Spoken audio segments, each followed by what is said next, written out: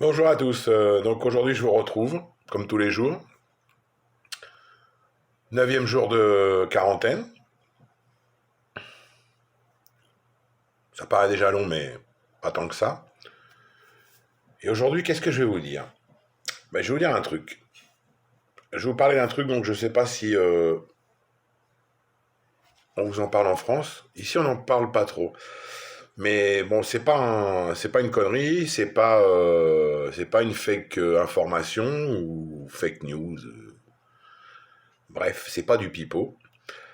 Euh, Vous savez qu'il y a des gens qui peuvent être atteints du coronavirus, le virus de merde, et qui ne donnent pas de symptômes, enfin qui n'ont pas de symptômes. C'est-à-dire qu'ils n'ont pas de toux, ils n'ont pas de fièvre, ou alors une fièvre, mais enfin c'est même pas la fièvre, c'est vraiment un truc super léger.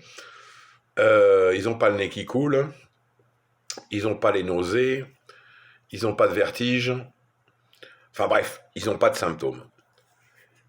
Mais par contre, il y a un truc qui est certain, c'est que ça s'est révélé je sais plus combien de pourcents de cas, il y a un scientifique que j'ai écouté qui en parlait.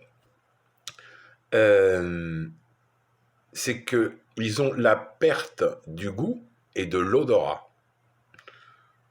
Donc ça, c'est important.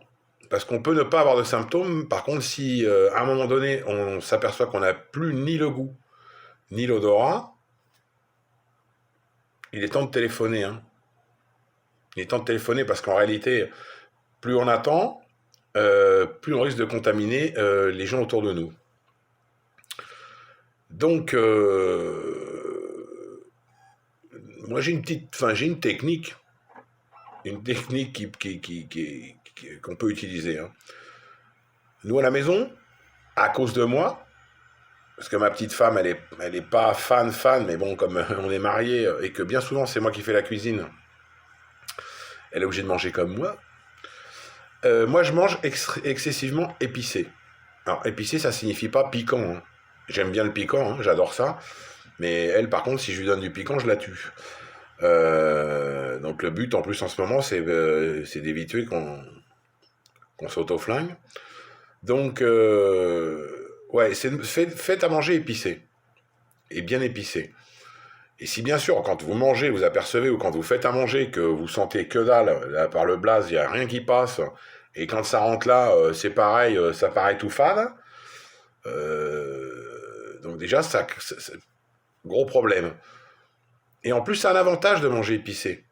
C'est que tout ça, ça va dans notre estomac, et pour ceux qui mangent épicé, ils savent où je veux en venir. Hein? Hein que vous savez. Euh, donc ouais, donc ça va dans notre estomac. Et il se trouve que quand on mange épicé, eh bien souvent on lâche des caisses. Et des caisses qui sentent pas la rose. Donc, je vous dis à tous, d'une part, mangez épicé. Et si vous voulez être vraiment sûr de votre propre diagnostic, c'est-à-dire de dire, on va voir si j'ai vraiment perdu l'odorat. Pour le coup, le goût, non, vous n'allez pas vous lécher le cul. Donc, lâchez une bonne caisse près de madame, près de monsieur, près des mômes. Et si là tout le monde dit oh quelle horreur mon Dieu, et que vous sentez rien, là je vous dis inquiétez-vous doublement. Donc je vous le dis sur le ton de l'humour, mais honnêtement, ce que je viens de vous dire, c'est pas une connerie, c'est la réalité. C'est un truc vrai, c'est vérifié. En Chine, ils s'en sont aperçus aussi. Enfin, tous les pays qui ont été jusque-là atteints, que dans 90% des cas, ceux qui n'ont pas de symptômes, ces deux symptômes-là, ils les ont.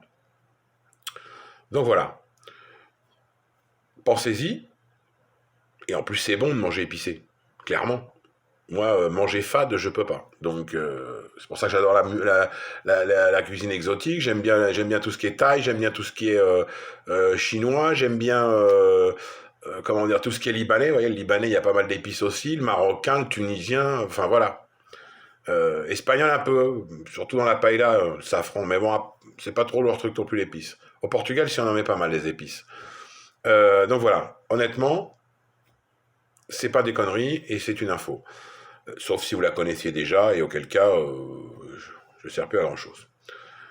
Et l'autre truc, parce qu'il y a encore cette polémique, là, ça continue ici aussi, et puis je vois que chez vous, enfin en France, chez vous, je dis chez vous, chez moi en France, c'est pareil.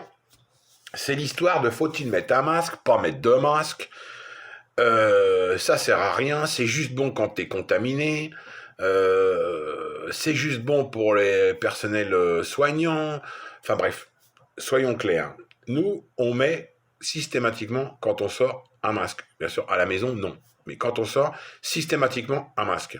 J'en ai rien à carrer de ce qu'on nous dit. Hein. Il se trouve qu'en Chine, ils en mettaient déjà avant, pas mal, et ils ont continué à en mettre.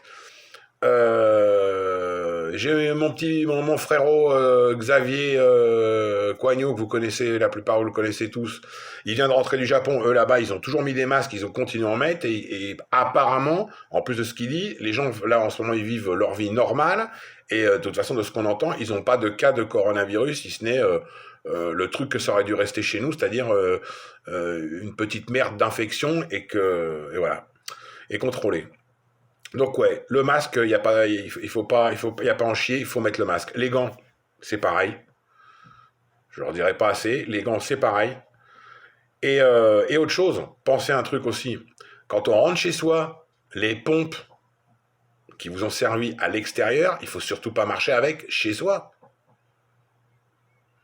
Donc le plus simple, c'est ce que nous faisaient nos parents, parce que moi je me souviens, ma mère, elle nous prenait le chou avec ça. On rentre à la maison, on se déchausse. Donc on se déchausse, mais en plus là en ce moment, en plus de se déchausser, hein, on fabrique un petit pulvérisateur, on se met dans un petit pulvérisateur, un petit mélange d'eau de javel diluée à 25% avec de la flotte. Enfin 25% d'eau de javel et le reste de flotte dans 1 litre. Et on se passe les semelles avec un sopalin et de l'eau de javel avant de rentrer les pompes dans la maison. Un petit conseil. C'est un conseil.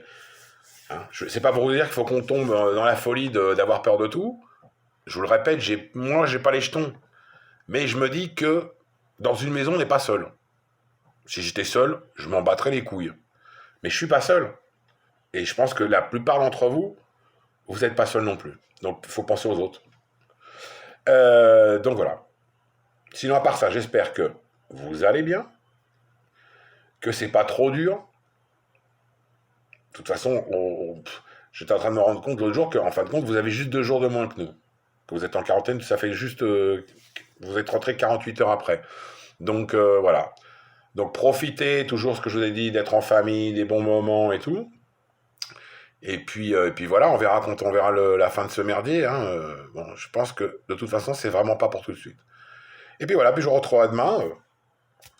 Je voulais vous faire toute une polémique sur ce qu'on vous raconte en France. Je suis en train de la préparer. La mijoter. Et quand ça va me sortir, comme on dit en Espagne, de los huevos, o de los cojones, eh ben je vous le dirai.